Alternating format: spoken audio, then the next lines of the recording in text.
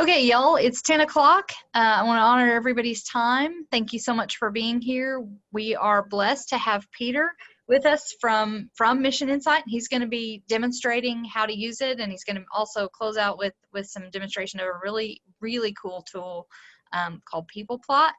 And we welcome you to share any of your questions. Again, reminder, I think we're all getting to be old pros at the difference between webinars and meetings, but just as a reminder, if you're on a webinar, we cannot see or hear you all. You can only see and hear the panelists. So that's why we have the chat option. So please share any comments or questions or anything that you want to share in the chat. Note on your to line of the chat that you have the option of choosing to all panelists or to all panelists and attendees. If you want everyone to see what you're asking or the comment that you're making, please choose to all panelists and attendees. If you only want the panel to see it, then choose to all panelists. You can also use the Q&A function if you want to. That's down there and available as well. And good practice for the district conferences where that's your only option. But yeah, so this morning you can use either thing. So Amy's here with us as well, and Jacob is behind the scenes helping us manage tech. So we're glad to be with you, and I don't want to waste any more time with instructions. I want to turn it over to Peter and let him share with us his wonderful knowledge. And like I said, just ask any questions and I'll bring them to Peter as you've had them. So thanks. Peter. Good morning.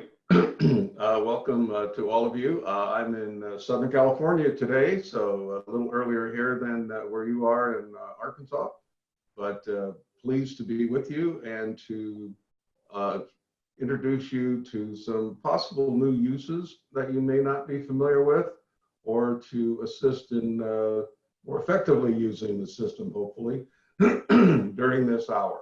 So I'm going to share my screen.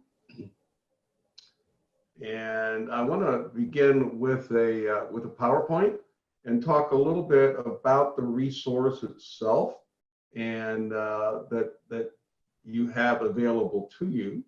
So let me complete that. There we go. So Mission Insight has been providing information to churches for over 12 years, and all of the United Methodist churches in the U.S. currently have full access to this system through their annual conferences. Our approach to using demographic-based community information has evolved over the years. And so I want to share with you how we're approaching how you use this information in regard to better understanding who are we and who are our neighbors. So in order to begin the conversation, I'd like to focus on the who are we. How much do we learn and know and understand about our own identity? And are there some additional tools beyond the interaction that we have constantly with each other that might also, excuse me, sorry, be of assistance? So we call that, what is the core view or our organizational identity? And then historically, of course, demographics have always been about who are our neighbors, what's true about our community, and that we could indicate that by saying, well, what is our mission field diversity? And in the past, most demographics just focused on this one area.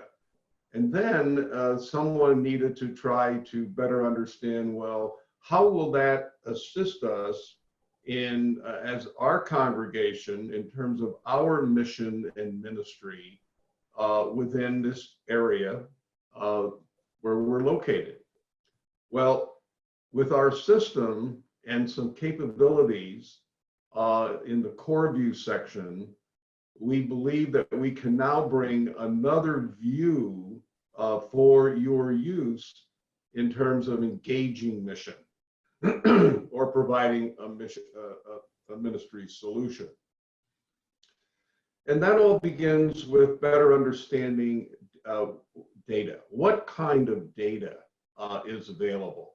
You perhaps are familiar with or have heard the phrase big data. It's used in the corporate business world all the time, but better understanding data from traditional and digital sources. And we're going to talk about this in relationship to the church.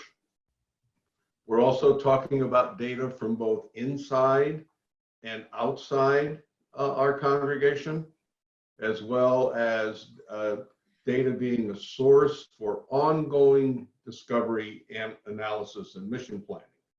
And that's where one of the differences comes in terms of a system like Mission Insight, as opposed to just receiving a demographic report. So we continue to define big data in terms of our core asset. So the core data we're talking about would be members, visitors, who are the people that financially support us, what kind of participation do we have, and we see that as our core asset, or as we refer to it in our system, core view. So core view would also include financial information. We have the ability going forward of looking at giving frequency, amounts, attendance, what kind of participation do we have, what's our worship attendance, as well as program.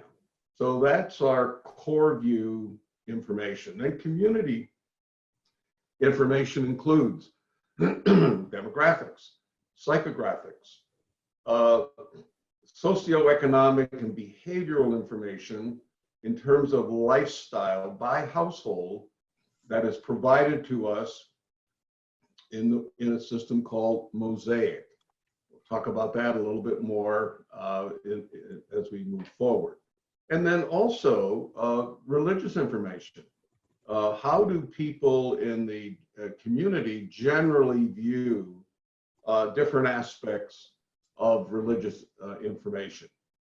So how can we learn more about that? So when we take core data and we add that and interact that with community data, when we have the ability to do that, we believe that we can then advance our mission in a more effective manner.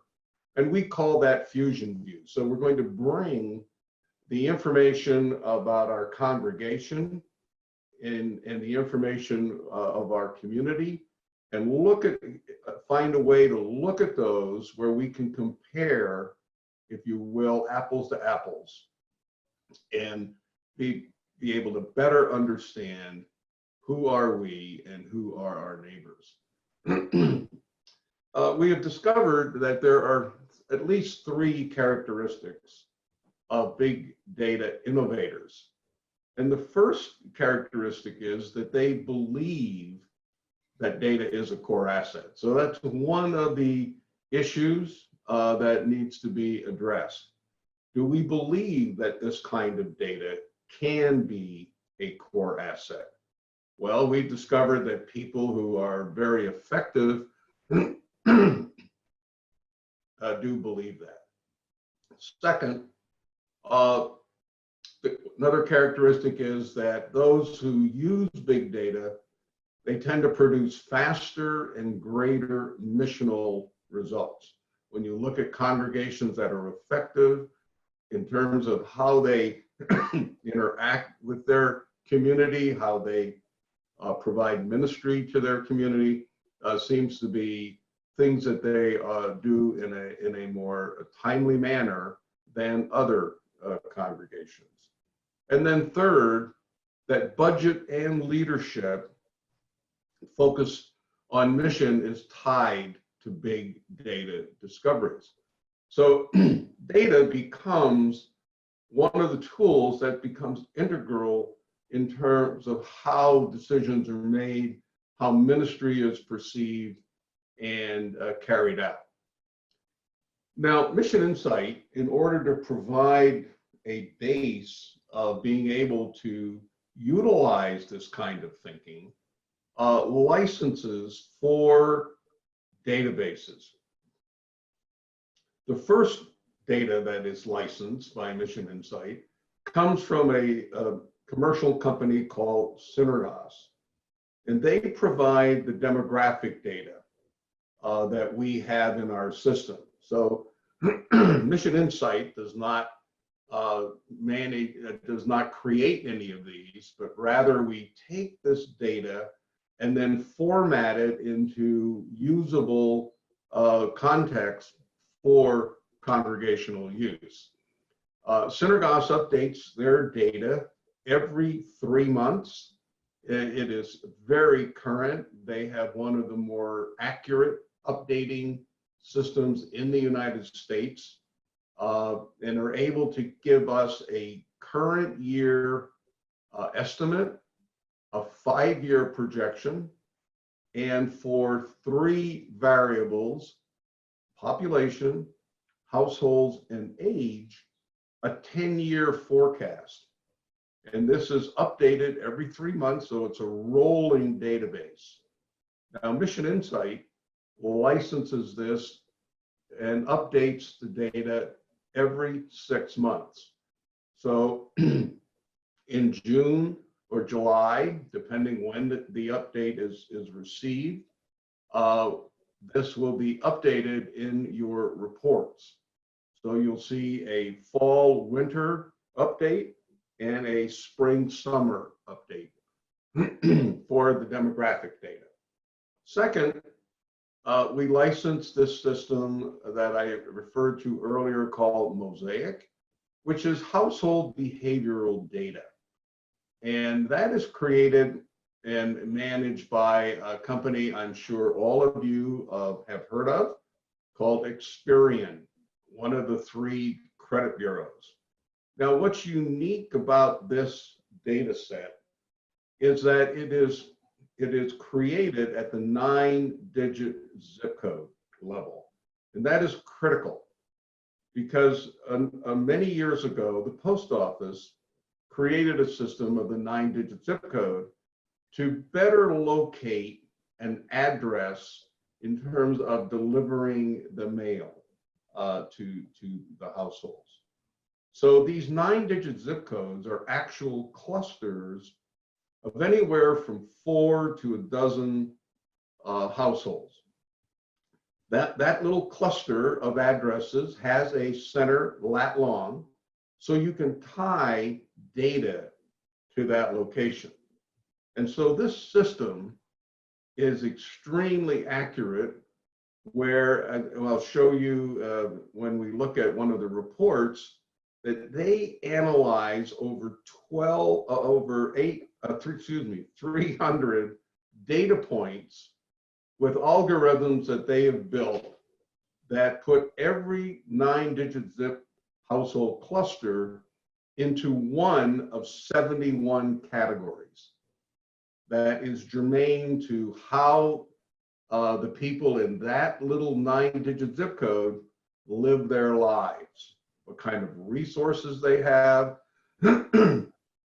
what they like, what they do, and we'll look at that in a little more detail. But it's another significant database that is licensed by Mission Insight, and now it's Mission Insight as part of ACS Technologies. Talk about that a little bit later. Third, there is a religious database that we also make available. And this is created by, was created by Mission Insight. The last update was in 2017, so it's very current. The initial survey was done in 2012. There is a white paper that is on the study platform that gives full detail on how this system is created and how it then reports the information back to you for your local geography. The only religious data that we are aware of in the United States that has the capability to be reported to you in that manner down to a block group. So that is the third unique database that we license. And then finally, we license a database from a company called Epsilon. This is individual household data.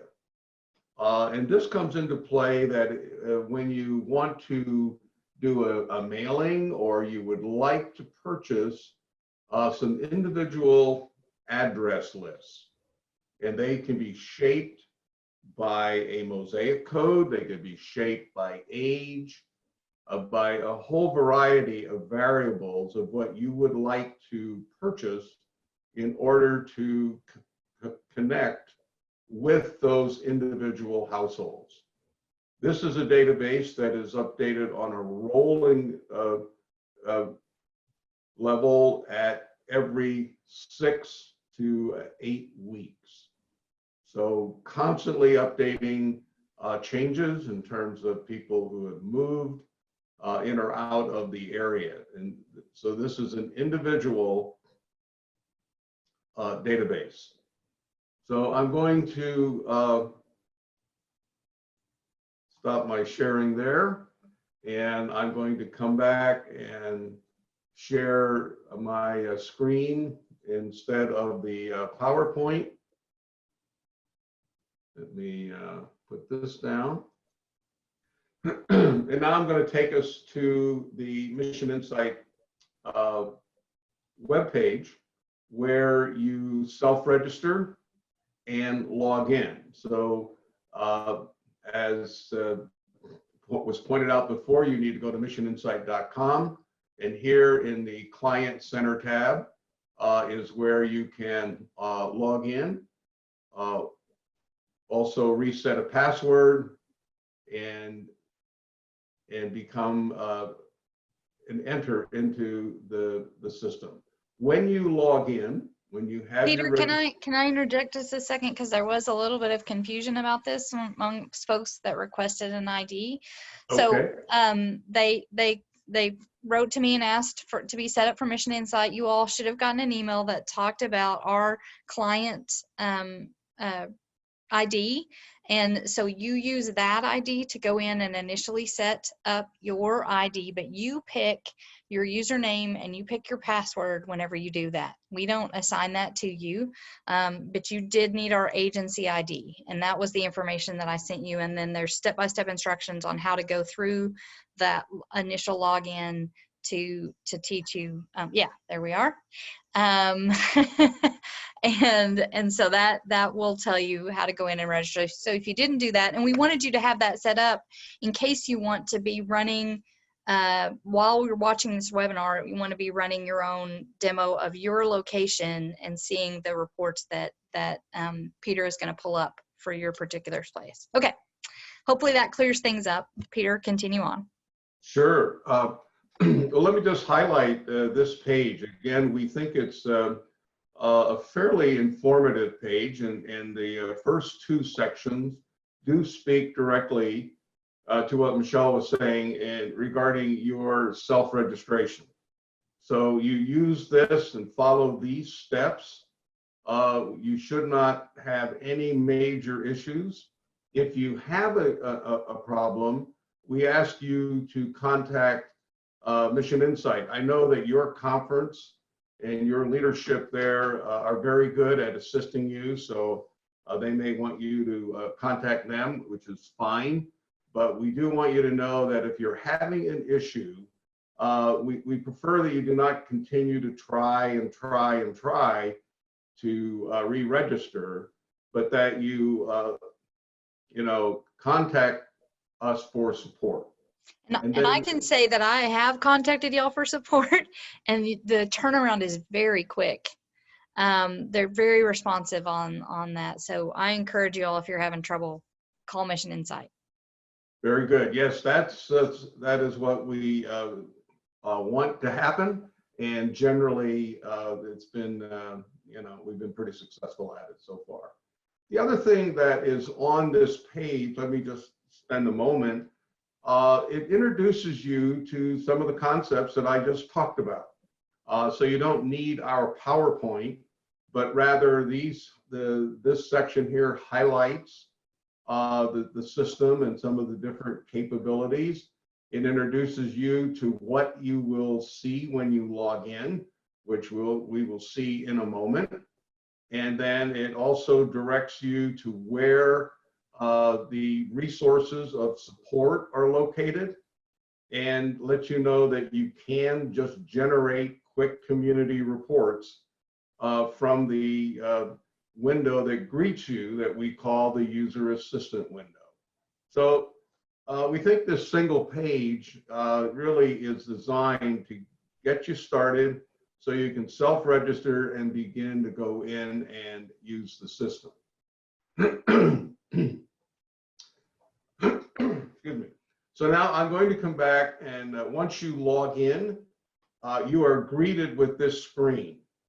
During the transition, these two areas remain, but you always want to just log in to the new generation people view. We're looking to get these removed by the IT team, but as I mentioned earlier, Mission Insight was acquired by ACS Technologies, which is a very large church management system in Florence, South Carolina. They've been around for over 40 years. They're a large company. They have a CRM system called Realm. They really liked what Mission Insight provided in terms of community information that they want to look to bring together with their capabilities. And so, during this transition, some things are still here that really need to be removed, because these functions are not very helpful for you at this time. So you want to just leave the default, and you click go, and it will then log you into your study, which in this case, I have logged into Harrisburg First. I'm going to use this church as a demonstration today because they have added the members of their church into the system. And when you do that, it changes the scope of what this system can do and how it can provide a much greater depth of understanding of who are we and who are our neighbors, and how do we reach them with the gospel. What are we doing well in terms of connecting with who are in our congregation, but then how can we also connect with the people who are not part of our congregation? How do we better understand who they are? So that's what we're going to take a look at. So when you log in, you have these buttons that you can click on. And first one that most people go to is to generate a quick report, which you can do. So I'm just going to click on that, and now it opens up a new window, and I could say I want a predefined report, a predefined boundary, or I could draw my own radius or polygon. And so I'm just going to come here and say I want a zip code. And Michelle, do you have a zip code that you could provide me?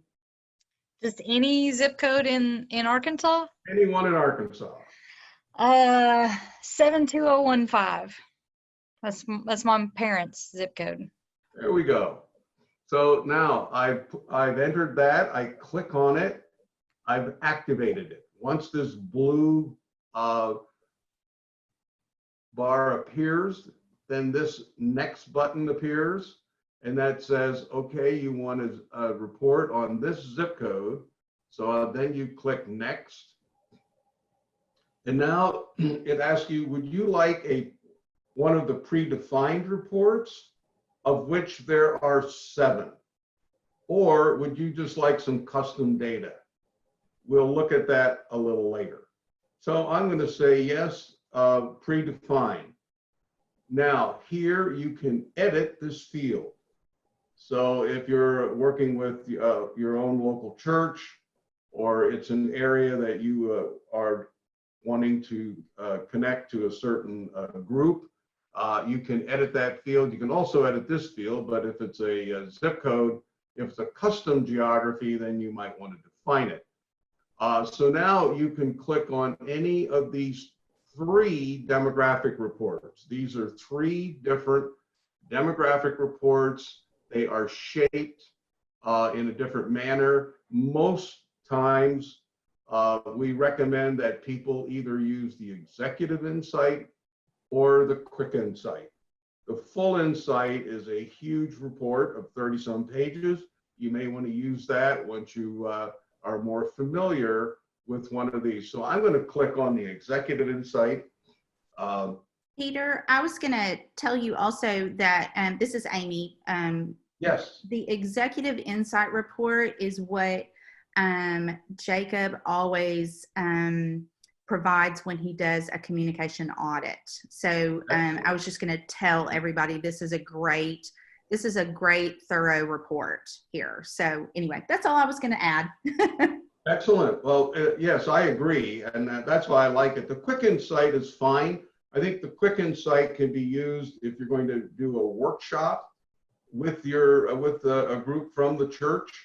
There's a great little worksheet, workshop in that report on the last page that you can take a look at. And it's a way to engage people to see how much they actually know about the area you're talking about. Because most of us say we know, but if I have to give an answer, I find that may not be as true. There's also the Religious Insight and the Ministry Insight. They are large reports. And so I'm going to just connect with the 2 priorities. These are little summaries of each of these. Again, you have the ability of going back and looking at any or all, and then you click next, and it will immediately give you the information that you've requested. You click finish, and the system will then go to work, and it will create each of these reports. So you can see they're generating here. The first one has arrived in my tray.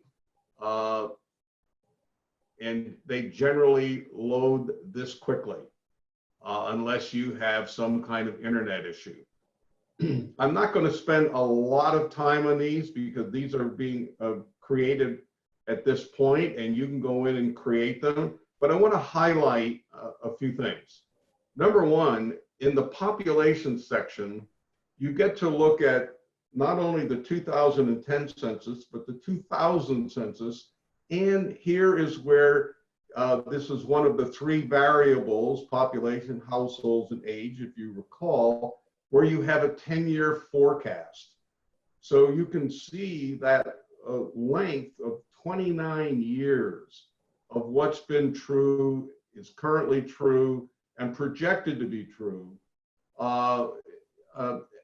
over the next 10 years. So there's population, and then here is the age, and I want to just come to this section. So it divides it into these different categories. You actually, in the system under custom, you can look at each individual age group. So it's very flexible. And again, this is an orientation introduction. This shows you where the changes are taking place. And again, you have from the current census that was taken in 2010. Of course, we're in a census year this year. Up through to 2029. There's a dozen different sections. So I'm just going to zip through because another part that I like to highlight is median income by race and ethnicity. So we can see in this zip code where Michelle's mother lives, If you're talking about the Anglo population, you're looking at this level of income. The average is 43. But you can see that if you're talking about the Asian population, it is the lowest income in this area. And you will find these vary greatly. And they're not always the way you might expect them to be. So I think that's important. There also is all of the other income data by many categories. Then it has a nice comprehensive educational level.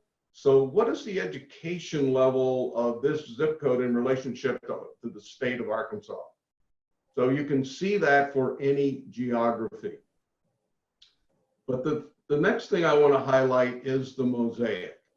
And we're going to look at this in another comprehensive way very soon when I look at a different report called a Comparative Insight. And this shows that in this particular zip code, the highest individual household presence is a group called singles and starters digital dependents. Now, all of these terms are defined in 2 reports, and those reports are available by these links at the bottom of every Mosaic page. So you do not need to look to find them. And I strongly recommend that you look at all 4. The first one is the Experian Handbook of all of the 71 Mosaic segments within their 19 groups.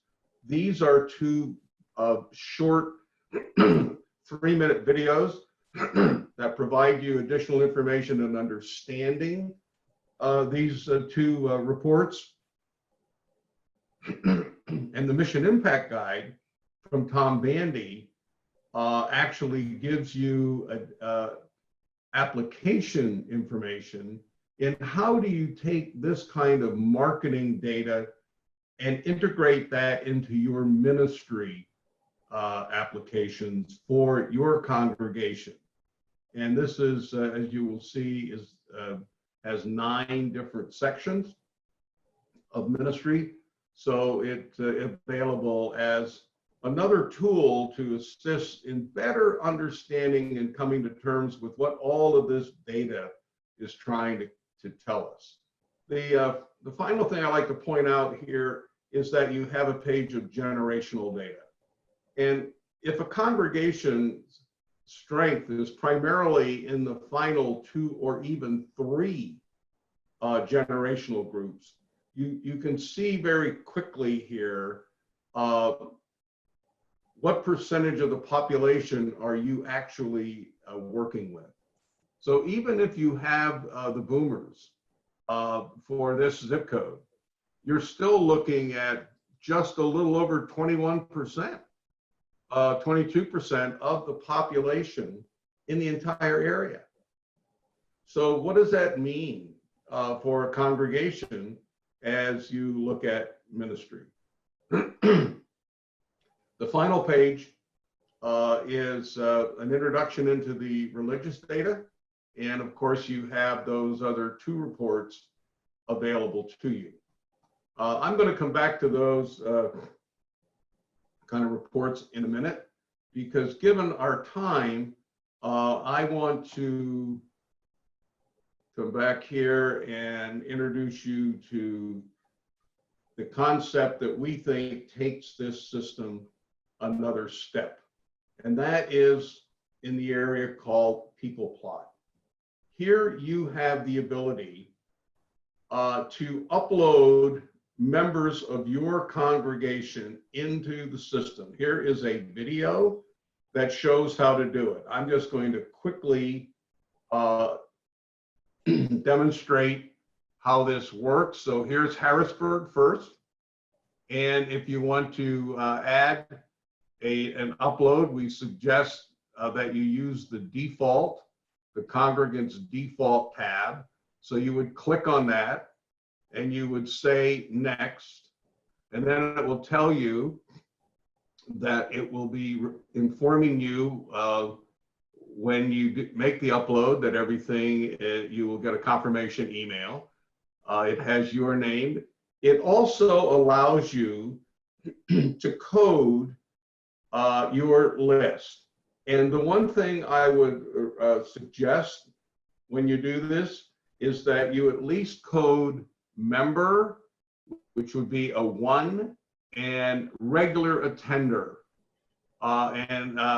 You could just make that, who are your regular attenders? There's also a place for visitors, but again, it's helpful to see who are our full members and who are our regular attenders. You then click next. Here is the template that you need. You cannot change the headers. So I'm going to open that file just so you can see it. And these are the headers. I know it's you probably can't read those because of the it's an Excel spreadsheet, but all you basically need is name and address to begin the work. If you want to add the member status, you can add that here. So an important aspect of your system is to add the church members. Currently, there have been over 5 million household records uploaded by our clients into the system. So here's Harrisburg first. Now we could come back and we could use the user assistant window. And I could say, I want to upload my people here, or I could do it on the map. So I'm just going to say, let's use this. We logged in, we've uploaded our members. I plot all of my members. The legend, we're going to say none. Actually, I'm going to say distance to the church. So now it tells me this is what you requested. I say yes. I then say finished. And here are the members of Harrisburg First. So given that we're on a video, you might find those dots hard to see. So I'm going to take the ones within a mile, and I'm going to make those red. And so now we can see those who are the closest to our area. And then we'll make the next group a dark blue. So now we can see where our members are in relationship to our church in terms of distance. So the red and the blue give us all of our members within 2 miles. So we can see how we distribute in the area. Now, when I have all of my members plotted, what can I do with that other than begin to just see where we are located? So the first thing I want to do is I'd like to get a profile of who we are in relationship to the population. So I'm going to draw a custom shape. I'm going to go to my shapes, and here we have different drawing tools. And I'm going to say I want to draw a custom polygon. So I'm going to activate it. This little bar appears. Then my cursor becomes a little cross. So I'm left clicking my mouse. And at each point, I want to just grab all of my members that are within a reasonable distance and say, okay, that captures most of them. It also tells me that this is 261 square miles out of the 154 members that we have plotted. I have captured 149, so that's 96.75%. Now what can I do with that? Well, number one, I can come here to my current shapes tab, and I could save that and say, I want to come back and look at that again. So I'm going to say Harrisburg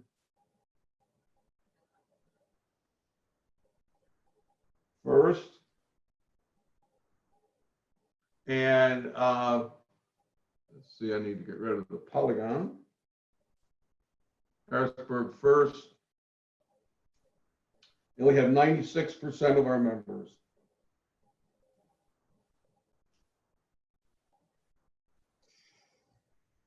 So I want to save that. I'm going to put it in my save shapes. And now I can come back and I can reuse that and know I have exactly the same boundary. Once I've created that shape, I'm going to go to my demographics, and I'm going to come to this tab. And now when I look at my reports, take notice all 7 that you saw on the user assistant window appear here. So we could run those individual reports for this geography. I'm going to run this report called a Comparative Insight. And so I'm going to say generate that report. Now, when it returns this, it's going to give me a unique ability to look at who are we and who are our neighbors in a very different manner. So now we can see that in this area, there are 149 of our members living in 92 households in an area with a population of 41,000 with 16,000 households. There are 67 of the 71 mosaics available, and we have households in 16. So we can see in the first section, which I'm going to move through fairly quickly, where are we present and over or underrepresented. In all of the Mission Insight reports that have an index, 100 would be equal correlation. If you're over 100, you're overrepresented for the category that we're looking at. And if it's under 100, we're underrepresented. So for instance, head of household groups age 25 to 30, in the area, it's 10% of the population. Our member households, it's 5%. So we're greatly underrepresented.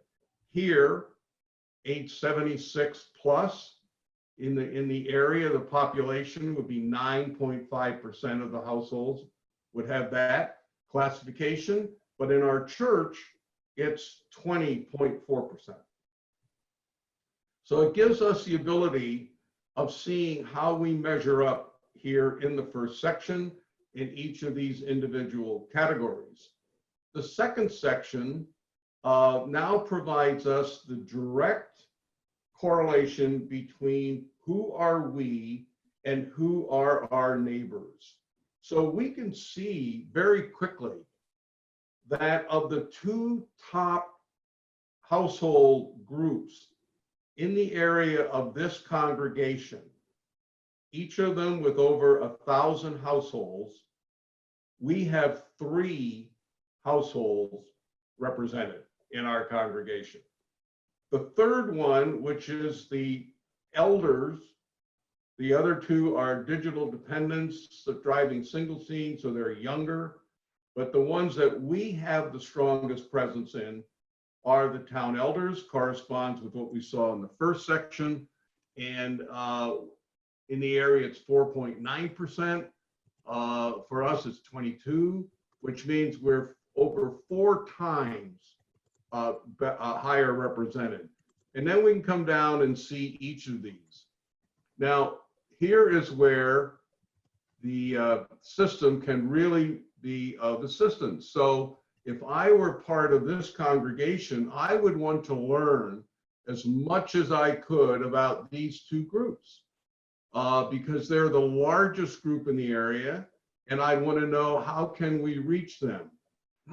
So that's where I would click on the one link, and it would open up this Mosaic Handbook, the first link. And I'm going to come down here to, let me just grab this and see if I can get this to move. There we go. And let's come down to 051. And let's take a look at what's true about this group. Because there are a lot of them in the area, and we have a couple of households. Well, we can see that they are very digitally active. They would be at the top of the charts. This is how they like to receive information. We can see it's primarily more electronic. They are ambitious. There are a lot of single adults. They're music lovers. They're digitally savvy, as we mentioned.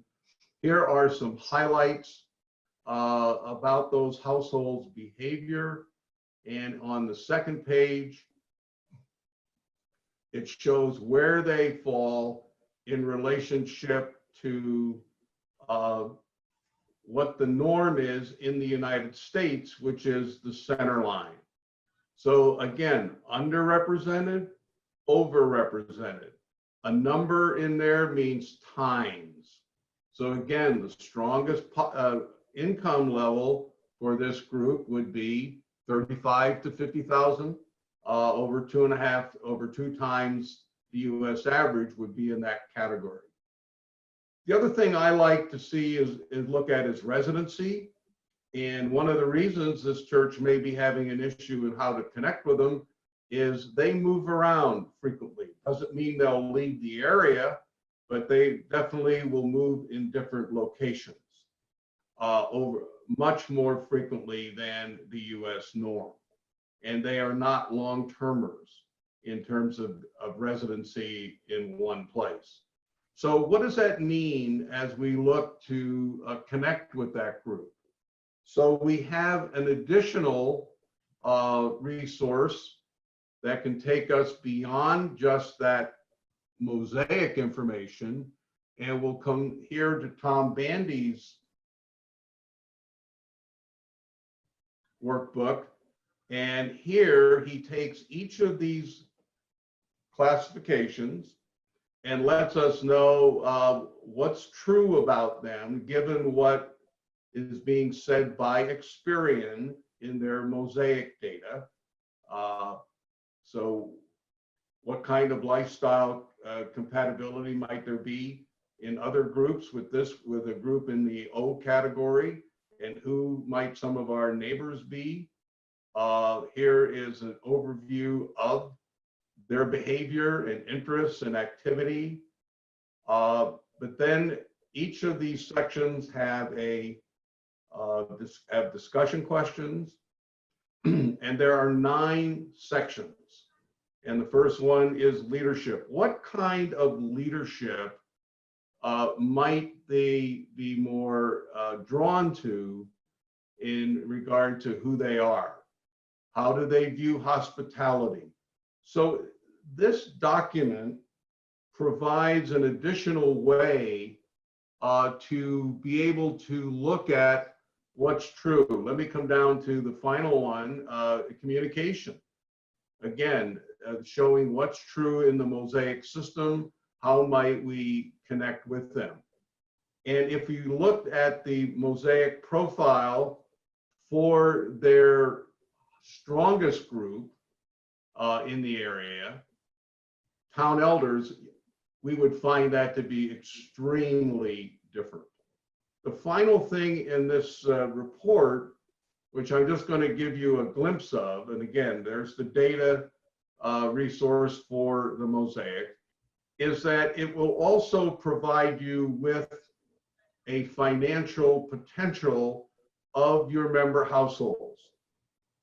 And you can see that they have one household in A04, and that's a household that median income is about 180,000. But when they come down to where their strength is, we will see that those income levels are much, much lower.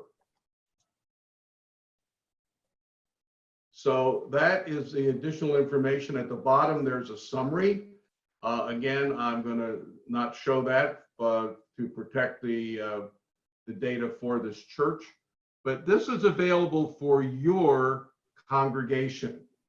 So you can look at what is the reach, as we talk about, of our congregation, and you can also then come in and say, but what if we focused where our greatest number of members are? So now I'm going to want to show you one additional poly, and this is going to be so Harrisburg. I want to do, so I'm going to redraw. Now look at the difference when we go from 96% of our members to 68, and we just zoom in on a much tighter area. And when we do that, we are now talking about only 77 square miles. So let me get rid of the of this one. And now here we have an area of 3.35 square miles. So might that be a little more realistic in terms of how we look at what's true about our area? Now we could run that same comparative insight report for that particular area. Finally, I want to just highlight that one other capability of using this system is to come to your shapes. So let me come up and create another shape. What if we're looking at neighborhood work or small groups, or if you had a visitor, if you wanted to know, well, who are our members that live very close to each other right in this little section? So I can create that. And then when you do, there's a download tab, which says you can then download, and this can only be done by the church administrator. So no one else can get to this. So you protect the data of your members. But I'm going to just show you quickly. We can see who are our members living in that particular area. And it can be used in many ways. In terms of small group, you have some kind of neighborhood gathering. If there is any kind of disaster work, a lot of our clients use this for disaster relief in being able to identify members in certain locations.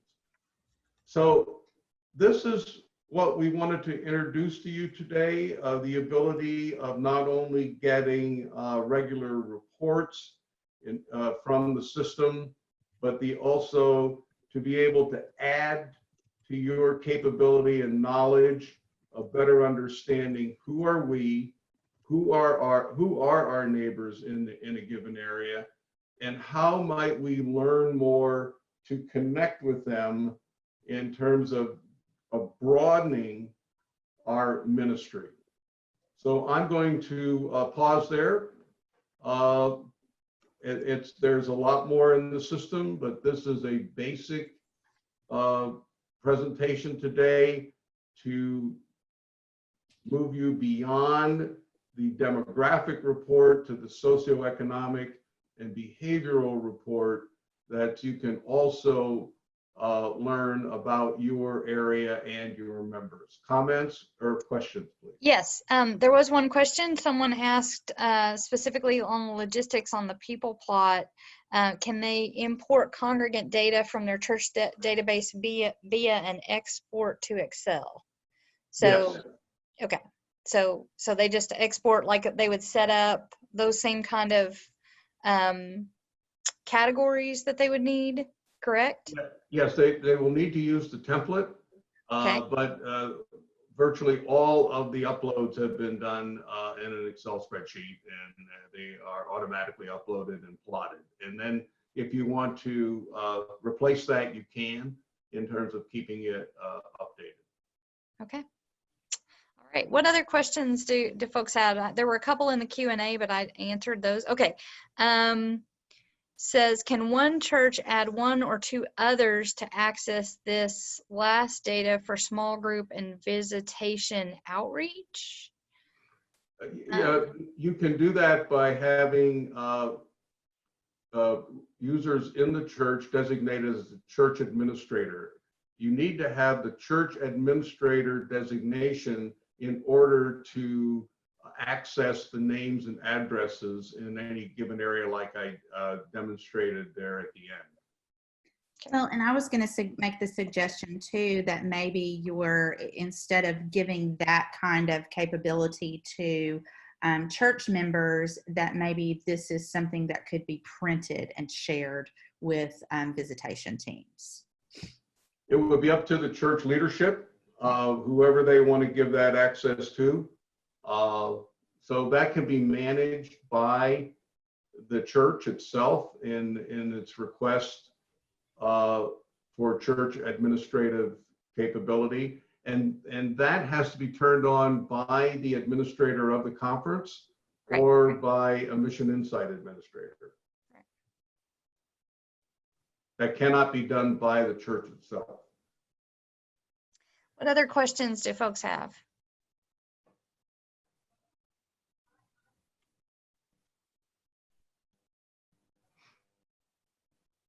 Well, I want to thank everyone for your time. I hope that this has provided you some additional understanding of the capability of the system and being able to not only get the demographic reports and the religious reports, but to be able to take that a step further in terms of analysis with your actual members of your congregation. And if I may, in conclusion, the financial data, the only way that you can get that kind of data is historically has been to do a capital campaign, and then you hire a company to do a feasibility study. And other than that, most congregations, you're guessing at what may or may not be true in terms of the financial capability of our members directly. Thank you. Michelle, if you don't care, I'm going to interject here and just Sure. say, Peter, this is the second time I've gotten to learn from you. So thank you so much for taking the time to help us get started with this. And I wanted to remind our attendees that we've already been talking about identifying audiences and knowing audiences to better be able to reach them for not just for our online ministries, but when we are also able to reopen the doors to our church. But with that, I wanted to let everyone know that the next step in this, as we are preparing to relaunch and equipping all of our church leaders with these kinds of tools, we will be doing a webinar probably in July, where we will take our findings and reportings, our data from Mission Insight, and be able to create a paid Facebook advertising campaign. And that will be specifically for a back to school. We know that back to school, Advent and Christmas, New Year and Easter are our big times where people are interested in church and new starts and starting new. So we will be offering that closer to time to start advertising for back to school. So wanted to be sure and let everyone know that was coming ahead. Yep. And I'm grateful to Peter for joining us, and to all of you that came in on the chat. I hope that you find this useful. I get more and more excited every time I learn more about Mission Insight, right? and I get excited about it because it gives us a way to frame the message authentically to who we are, to reach new people. And that's really what's powerful about this tool, is that it gives us the means to reach out to people in ways that'll be meaningful for them, but can also be authentic to who we are. And so thank you, Peter, so much for your help this morning. Thank you. Yeah, we're grateful for your expertise and for this wonderful tool that you have made available to all of us. And we look forward to July, learning even more about what we can do with this tool. I will remind everybody, the full webinar will be on YouTube within 24 hours. If you want to go back and double check some things, and then we'll cut it up and make it into a course over the next few days. So it'll be available for you to use over and over and over and over again, and to train your people on as well, so that they can see how this works too. So I don't think there are any more main questions. There's one quick question. If Beth Latham's still on, I'm going to answer real quick. But other than that, I think we're good. So thank you all so much for being with us. Thank you. Oh, take care. Yeah.